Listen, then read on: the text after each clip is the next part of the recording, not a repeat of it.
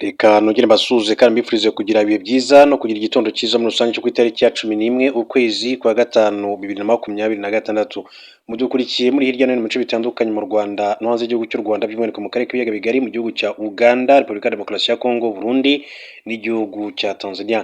Ni inkuru y'akababaro kuri General Muhoozi Kainerugaba, ni umugaba mukuru w'ingabo z'igihugu cya Uganda UPDF, ndetse akaba n'umuhungu wa General wa Perezida Yoweri Kaguta Museveni, ni umugaba mukuru w'ikirenga w'ingabo za Repubulika ya Uganda, akaba rero na Perezida w'igihugu cya Uganda muri rusange. Mbere gato yuko tugaruka kuri inkuru, navuga ko ari inkuru ibabaje cyane kuri General Muhoozi Kainerugaba. Reka mbanze mbahe inshamake y'andi makuru. Gusa mbibutsa ko General Muhoozi Kainerugaba wagize uruhare rukomeye cyane mu kongera kunga abanyarwanda n'abanya-Uganda, ubwo ari harabayemo umwuka utari mwiza za 2017 na 2018 na 2019. General Muhoozi Kainerugaba yaje guhaguruka i Kampala mu gihugu cya Uganda, akora urugendo aza guhura na se wabo, cyangwa se we yitaga ngo yavuga ko ari data, yavuga ngo ni data wacu, ubwo ashaka kugaragaza Perezida Paul Kagame. Mu by'ukuri mu biganiro bagiranye byaje gushyira iherezo ku mwuka mubi wari ukomeje gututumba hagati y'igihugu cy'u Rwanda n'igihugu cya Uganda, aho ndetse n'abanyarwanda bagirirwaga mu gihugu cya Uganda, abandi bakirukana mu buryo bukomeye cyane. Reka rero duhere ku makuru mu buryo bw'incamake, turaza kubona kugaruka ku nkuru ikomeye cyane kuri General Muhoozi Kainerugaba. Reka mpere kuri inkuru mbabwire ko uwitwa Perezida Emmanuel Macron yageze mu gihugu cya Kenya ahagiye kubera inama yiga ku iterambere rya Afurika. Perezida wa Kenya Dr William Samoei Ruto yakiriye mugenzi w'Ubufaransa Emmanuel Macron witabiriye inama izwi nka Africa Forward Summit yiga ku iterambere rya Afurika, igiye kumara iminsi 2 ibera i Nairobi mu gihugu cya Kenya. Bwana Ruto yakiriye Macron ku itariki ya 10 Gicurasi 2026. Macron kandi yitabiriye inama ya Africa Forward Summit izaba ku itariki ya 11 na 12 Gicurasi 2026. Aba bayobozi nibo kandi bazayobora iyi nama igamije kwiga ku iterambere ry'imiyoborere ndetse n'ubufatanye Afurika igirana n'ibindi migabane yo ku isi. Bwana Macron yakiriwe ku kibuga mpuzamahanga cy'indege cyitiriwe Jomo Kenyatta International Airport na Minisitiri w'Intebe wa Kenya, akaba na Minisitiri w'Ububanyi n'Amahanga Musalia Mudavadi n'abandi. Ubutumwa Perezida Ruto yashyize ku mbuga nkoranyambaga akabuherekesha amashusho yakira Perezida Emmanuel Macron buvuga ko bashishikariye guteza imbere ubufatanye burambye bwa Kenya n'Ubufaransa hashingiwe ku nyungu impande zombi zisangiye. Iyi nama Macron yitabiriye nibwo bwa mbere yakiriwe n'igihugu gikoresha icyongereza nka Kenya.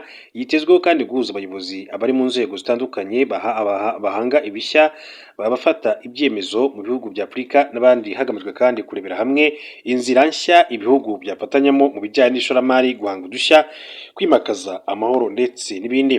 Perezida Dr William Samoei Ruto kandi yakiriye abandi bakuru b'ibihugu batandukanye barimo Joseph Boakai wa Liberia, Alassane Dramani Ouattara wa Cote d'Ivoire, Julius Maada Bio wa Sierra Leone na Perezida wa Banki ya Afurika y'Amajyambere Sidi Ould Bita. Baganiriye ku bufatanye bw'ibihugu bya Afurika mu nzego nk'ubucuruzi, ubuhinzi, uburezi, ikoranabuhanga ndetse n'ibindi. Byari biteganyijwe ko Africa Forward Summit igomba kwitabirwa n'abarenga 1500 barimo abakuru b'ibihugu na za guverinoma barenga 30, yaba ku mugabane wa Afurika ndetse no hanze y'umugabane wa Afurika.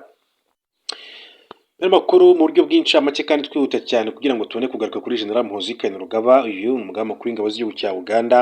Babwire ko indege ya sosiyete y'ubwikorezi bwo mu kirere yitwa Frontier Airlines yagonze umuntu ahita apfa nyuma y'uko yari yinjiye bitemewe mu kibuga cy'indege mpuzamahanga cya Denver muri Leta Zunze Ubumwe za Amerika, akanyura mu muhanda indege zicamo zigiye guhaguruka. Iyo mpanuka yabaye ku itariki ya 10 Gicurasi 2026 ibera mu mujyi wa Denver muri Leta ya Colorado. Yakozwe n'indege yo mu bwoko bwa Airbus A321 yari yahawe kode y'urugendo kwa 4345 ubwo yari iri guhaguruka muri uwo mujyi yerekeje i Los Angeles. Iyo ndege kandi yari imaze guhabwa uruhushya n'abashinzwe itumanaho ku kibuga cy'indege ribwira ko yahaguruka nta kibazo, inzira yabugenewe ari nta makemwa, ariko nyuma y'umwanya muto iba igonze umuntu. Amashusho y'amajwi y'itumanaho yafashwe n'abayobora urujya n'uruza rw'indege yumvikanyemo umupilote wari utwaye Airbus A321 avuga ko bagonze umuntu, nyuma ahita ahagarika indege yari ikiri guhaguruka kuko yari ikiri ku butaka itarafata ikirere. uwo muntu rero wagonzwe agahita apfa yari amaze iminota 2 asimbutse uruzitiro yinjira ku kibuga cy'indege mu buryo butemewe. Umupilote Bikiba yahise rero abwira abashinzwe kuyobora indege ati duhagaze mu muhanda w'indege tugonze n'umuntu wari uri kugenda mu muhanda indege zinyuramo. Nyuma yo kugonga uwo muntu hahise kandi haduka inkongi mu gice cya moteri y'iyo ndege. Umwotsi wahise kandi utangira gukwira imbere mu bagenzi, ariko ishami rishinzwe kuzimya inkongi ku kibuga riratabara rizimya uwo muriro. BBC yatangaje ko abagenzi 224 bari muri iyo ndege bahise basohorwa hakoreshejwe inzira z'ubutabazi ndetse nta n'umwe waburiye ubuzima, ariko 12 muri bo bakomeretse ndetse kandi abagera kuri 5 muri bo bajyanwa kwa muganga. Umugenzi umwe witwa Jose Servante wawirimo yavuze ko yumvise ikintu gisa n'igiturika cyane, nyuma abona ibaba ry'indege rifashwe n'inkongi y'umuriro n'umwotsi, atangira kandi gukeka ko bagiye guhiramo, ariko kubw'amahirwe babasha kuvamo. Minisitiri w'ubwikorezi muri Leta Zunze Ubumwe za Amerika Sean Duffy yavuze ko ubusanzwe nta muntu ukwiye kwinjira ku kibuga cy'indege mu buryo bunyuranyije n'amategeko. Ubuyobozi bw'ikibuga cy'indege mpuzamahanga cya Denver nabwo kandi bwatangaje ko bwababajwe cyane n'iyo mpanuka ndetse butanga ubutumwa bwo kwihanganisha abagizweho ingaruka n'ibyo byose. Mbere gato yuko tujya kuri General Muzi Rugabarika nkomereze kuri inkuru mbabwire ko abari baraheze mu nyanja kubera hantavirusi batangiye gucyorwa. Abantu ba mbere bo muri Espagne bari mu bwato bwari bwaheze mu nyanja hafi y'ibirwa bya Canary Island bya Espagne, hakaba kandi hafi ya Cape Verde kubera hantavirusi bageze i Madrid. Abantu 150 bari mu bwato bwa MV Hondias bari mu rugendo rwerekeza kuri Antarctique, ariko bamwe muri bo kandi batangira gupfa, biza gutahurwa ko ari hantavirusi yari iri kubahitana. Ubu bwato bwari bwaravuye muri Argentine muri 2026 bwaheze muri ibice ibihugu bitandukanye kandi byanga kubakira kubera ko byangaga ko bashobora kandi kuba bafite iyi ndwara bakaba kandi bayanduza abandi. Abanya-Espagne 14 bari muri ubwato nibo kandi baciwe bwa mbere bakuwe kuri Tenerife, kimwe mu birwa bya Canary, berekeza Madrid bagiye kubanza kandi kunyuzwa mu kato. Aba bagenzi bari muri ubwato bari gukurwa mu nyanja hashingiwe ku bwenegihugu, bivuze ngo buri gihugu kiri gutabara abantu bacyo. Minisitiri w'ubuzima muri Espagne witwa Monica Garcia yavuze ko ibi bikorwa byagenze neza ndetse ko nta bimenyetso bya hantavirusi bagaragaje. Ubwato bwa MV Hondias bwageze ku cyambu cya Granadilla mu rukerera rwo ku itariki ya 10 Gicurasi nyuma y'ukwezi umuntu umwe agaragaweho indwara. Abandi bagenzi bo mu Buholandi, mu Bugereki, Ubudage n'abandi nibo bagombaga kandi hagakurikiraho abo mu Bwongereza na Leta Zunze Ubumwe za Amerika. Biteganyijwe ko abo muri Australia nabo kandi bazacyurwa ku itariki ya 11 Gicurasi. OMS isaba ko aba bantu kandi bakwiriye kumara amasaha 42 mu kato. Ubwongereza bwo buteganya ko abaturage babwo kandi bari muri ubwato bazamara amasaha 72 hafatwe ibindi byemezo hamaze kurebwa uko bameze. Umuntu wa mbere muri aba bagenzi kandi bari biyemeje gutembera isi akaba umugabo w'umuholandi yapfuye tariki ya 11 Mata ubwo ubwato kandi bwari buri kwerekeza mu birwa bya Tristan da Cunha. Umurambo we kandi wagumye muri ubwato kugeza tariki 24 Mata ubwo wavanwaga bageze ku kirwa cya Saint Helena mu majyepfo y'inyanja ya Atlantique. Umugore we yasohotse mu bwato kugira ngo amuherekeze. Umugore nawe kandi yaje kurwara maze apfa nyuma y'iminsi igera kuri 3 gusa. Nyuma Ubuholandi bwatangaje ko uyu mugore yanduye virusi ya hantavirusi ikomoka ku mbeba ku itariki ya 2 Gicurasi. Mugenzi wa gatatu kandi ukomoka mu Budage nawe yapfiriye muri ubu bwato. Undi mugenzi ukomoka mu Bwongereza nawe yararwaye bikomeye avanwa mu bwato igitaraganya ajyanwa kuvurirwa muri Afurika y'Epfo aho basanze yaranduye hantavirusi. Kuva icyo gihe OMS kandi n'ibindi bihugu byari bifite aho abantu byatangiye gukurikirana bisangwa ko ubwoko bwa virusi yagaragaye muri iki cyorezo ari ande virusi. Hanyuma nibwo bwoko bwonyine bwa hantavirusi buzwi ushobora kandi kwandura hagati y'abantu nubwo biba gake cyane kandi bigasaba kuba abantu bicaranye umwanya muremure cyane kandi begeranye. Inzego z'ubuzima z'u Rwanda nazo kandi zatangaje ko ziri gukurikirana hafi uko indwara hantavirusi iherutse kandi kugaragara muri bimwe mu bihugu bitandukanye ihagaze. Hantavirusi ni indwara iterwa na virusi zikunze kuba rero mu ngugunyi, ni ukuvuga inkegesi cyangwa se rodents, cyane cyane imbeba. Abantu bashobora kandi kwandura binyuze mu guhumeka umwuka wandujwe n'inkari, ibisigazwa cyangwa se amacandwe ndetse y'ingugunyi cyangwa inkegesi, ni ukuvuga imbeba. Bayandura kandi binyuze mu gukora ahantu handuye, umuntu akikora ku munwa, ku zuru cyangwa se mu maso, kurya cyangwa se kunywa ibiribwa n'amazi byanduye. Ibimenyetso kandi bishobora kugaragara hagati y'icyumweru kimwe n'ibyumweru 8 nyuma yo guhura n'iyi virusi, harimo kugira umuriro mwinshi ndetse no gutitira, kubabara umutwe, kubabara imikaya no mu ngingo, umunaniro, kuribwa mu nda, kugira iseseme, guhitwa ndetse no kuruka. Mu bihe bikomeye kandi umuntu ashobora kandi kugira inkorora, guhumeka nabi, kubabara mu gituza, indwara zikomeye z'ubuhumekero. Izina hantavirusi rikomoka ku ruzi rwa Hanta River ruri muri Koreya y'Epfo kuko ariho hagaragaye bwa mbere, ivumbuwe na Dr. Ho Wang Ri mu mwaka w'1987. Tujye kuri General Muhoozi Kainerugaba, umugaba mukuru w'ingabo z'igihugu cya Uganda, akaba ari umuhungu wa Perezida Yoweri Kaguta Museveni. General Muhoozi Kainerugaba yarakajwe bikomeye cyane ubwicanyi bwakorewe abirabura muri Sudani, avuma inyeshyamba za Rapid Support Forces. Uyu mugaba mukuru w'ingabo za Uganda akaba ari umuhungu wa Perezida Yoweri Kaguta Museveni. General Muhoozi Kainerugaba yarakajwe n'ubwicanyi umutwe witwaje intwaro wa Rapid Support Forces urwanya leta ya Sudani wakoreye mu mujyi wa El Fasher cyangwa se El Fasher mu ntara ya Darfur, agaragaza ko abarwanyi bawo bakwiye gupfa. Raporo yakozwe n'itsinda ry'impuguke ryashyizweho n'akanama k'umuryango w'abibumbye gashinzwe umutekano igaragaza ubwo abarwanyi ba Rapid Support Forces iyobowe na General Mohamed Hamdan Dagalo bafataga El Fasher mu Kwakira 2025, bahiciye abantu 2400, bica abandi 1600 bahungaga mu minsi igera kuri 3 gusa.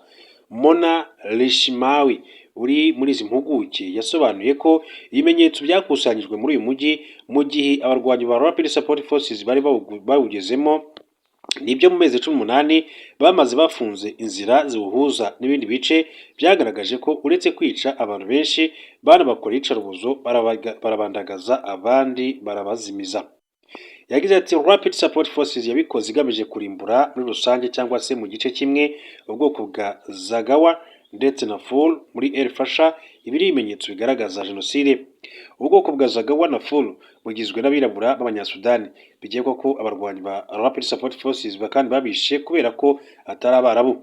Ikaba ariyo mpamvu rero impuguke za Loni kandi zivuga ko bakorewe jenoside. Minisitiri w'ububanyi n'amahanga w'Ubwongereza Yvette Cooper yatangaje ko ku itariki ya 19 Gashyantare 2026 ageza iyi raporo ku kanama ka Loni gashinzwe umutekano, asabe ko hakorwa iperereza mpuzamahanga rigamije kugeza mu butabera abakoreye muri El Fasher. General Muhoozi yatangaje ko ubwo abarwanyi ba Rapid Support Forces kandi bafataga El Fasher bishe abavandimwe n'abashiki bacu babirabura mu buryo bubi kurusha uko bakwica imbwa, ati bazabiryozwa mu buryo bumwe cyangwa se ubundi. Uyu musirikare yanditse ku mbuga nkoranyambaga ko ingabo za Uganda zizajya kwifatanya n'iza Sudan guhangana na Rapid Support Forces, asaba ibihugu bya Afurika gutanga umusanzu uzifashishwa mu gushyigikira ubutumwa.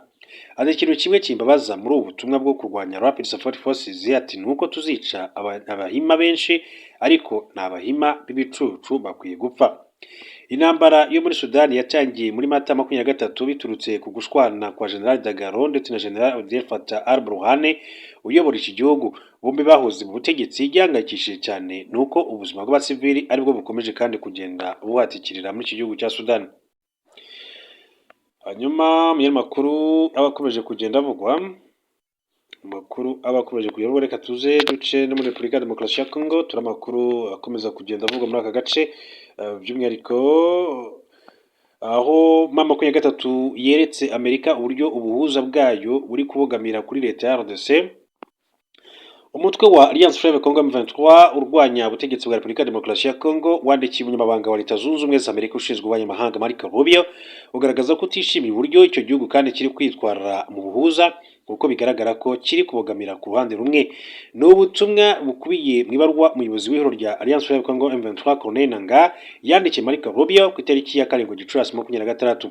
Corneille Nangaa muri iyo barwa kandi yagaragarije Amerika ko leta ya RDC itubahirije ibyo yemeye mu biganiro by'amahoro byabereye i Montreux mu Busuwisi muri Mata 2026. Ibyo leta ya RDC kandi yari yemeje ariko ikaba kandi itarabishyira mu bikorwa harimo kurekura imfungwa 317 mu gihe kitarenze iminsi 10 ariko kugeza ubu ntibirakorwa.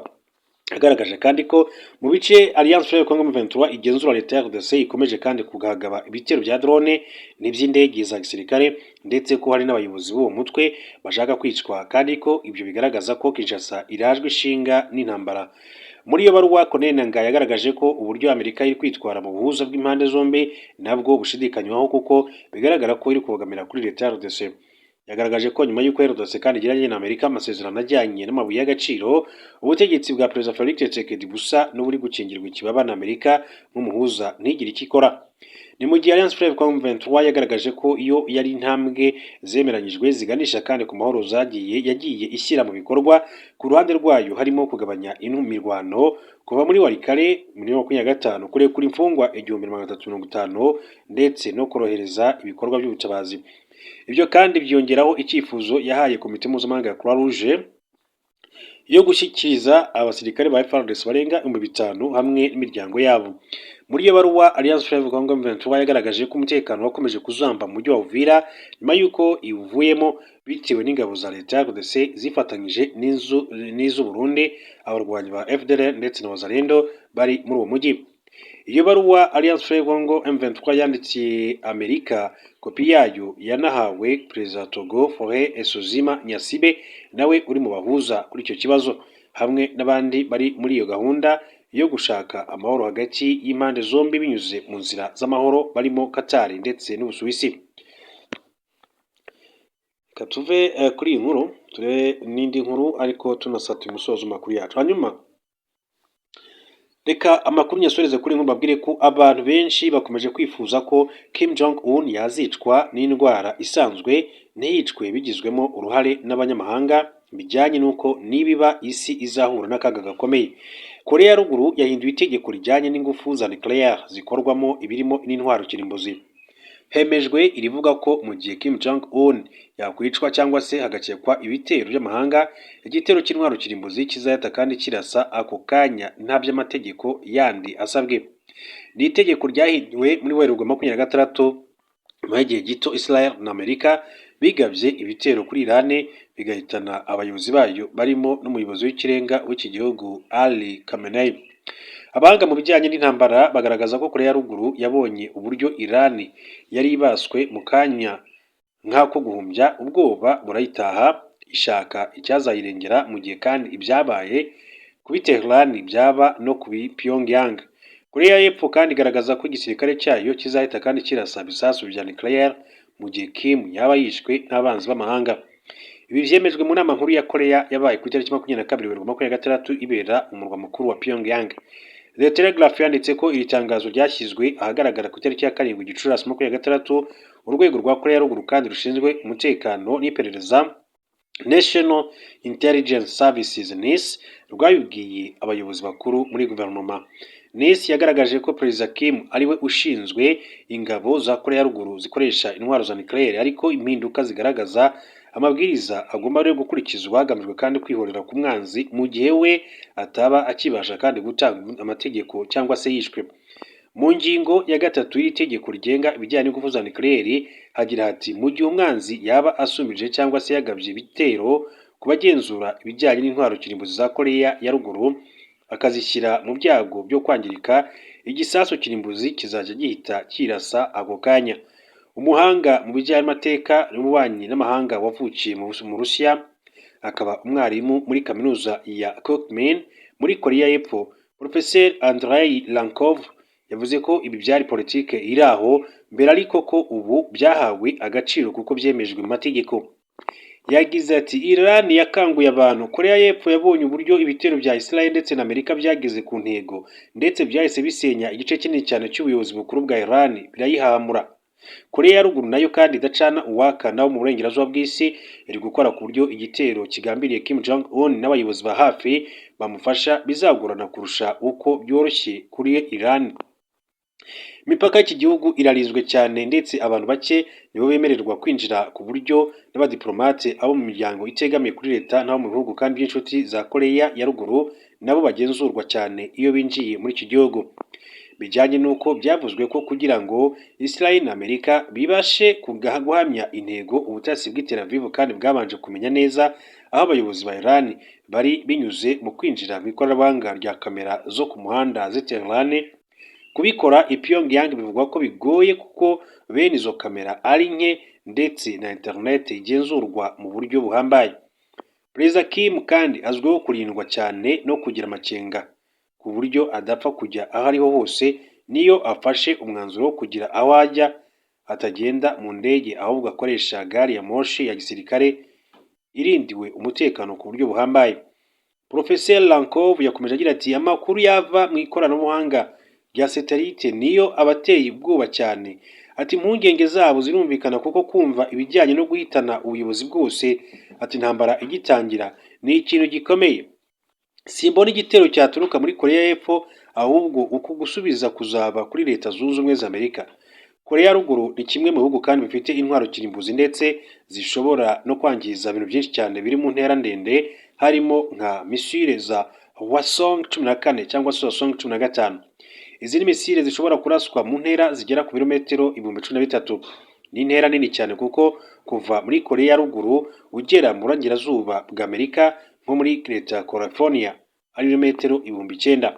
Korea ya ruguru ifite kandi misile izwi nka Hwasong 12 ishobora kandi kugera mu ntera y'ibirometero 3,700, bivuze ko yahamya intego yose muri Aziya ndetse n'ahandi hatandukanye. Reka mbifurize gukomeza kugira ibihe byiza.